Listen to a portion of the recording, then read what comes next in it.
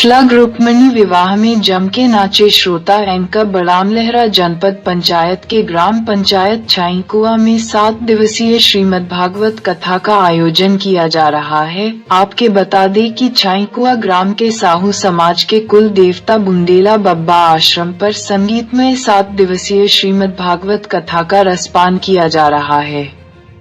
कथा व्यास श्री राजेश्वरानंद महाराज के मुखारविंद से सुनाई जा रही है। वही कथा के 5वें दिन भगवान श्री कृष्ण और माता रुक्मिणी विवाह बड़े ही धूमधाम से संपन्न हुआ, जो सैकड़ों की संख्या में श्रोताओं ने विवाह के साक्षी बने।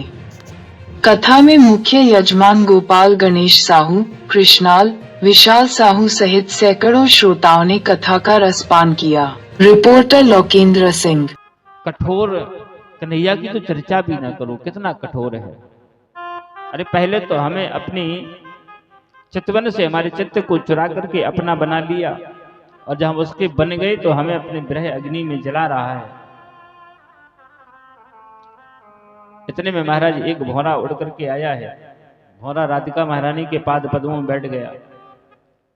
एक गोपी कहने लगी, बहन, एक काले जितने होते ना सब कपटी होते हैं, ये भी हमें लगता उसी काले का भेजा हुआ कोई दूत आया है। अरे उसने तो हमें ऐसे त्याग दिया जैसे जंगल में आग लग जाए तो सारे जंगल के जीव जंगल को छोड़ करके चले जाते हैं। ऐसे उस निष्ठुर कन्हैया ने हमको त्याग दिया है।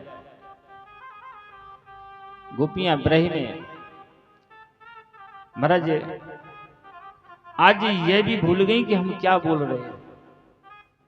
एक गोपी कहने लगी, बहन, अरे उस कपटी की कथा कहां तक कहें। उस बलि ने क्या बिगाड़ा था? बलि ने तो अपना सर्वस्व दान में दे दिया था, फिर भी उसको बांध करके पटक दिया था ऐसे।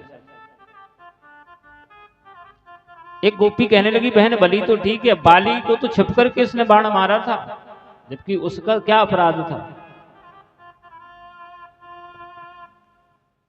अरे वो सूर्पनखा आई थी विवाह करने के लिए, विवाह नहीं करना था, मना कर देते, अपने भाई से नाक कान कटवा करके क्रूपा करके भगा दिया उसे। उद्धव जी समझ गए कि गोपियां, जिसे मैं भोली गवार गोपियां समझ रहा हूं, ये तो उनके प्रत्येक अवतार को जानती हैं, समझती हैं। आज महाराज उद्धव जो ज्ञान लेकर के आए थे, उनका ज्ञान काम में नहीं आया है। गोपिकाओं का प्रेम देख करके आज गोपियों के चरणों में सिर रख करके प्रणाम कर रहे हैं। गोपियों के चरणों की रज को सिरोधार्य किया है। गोपियां कहती हैं, उद्धव ये तो प्रेम की बात है।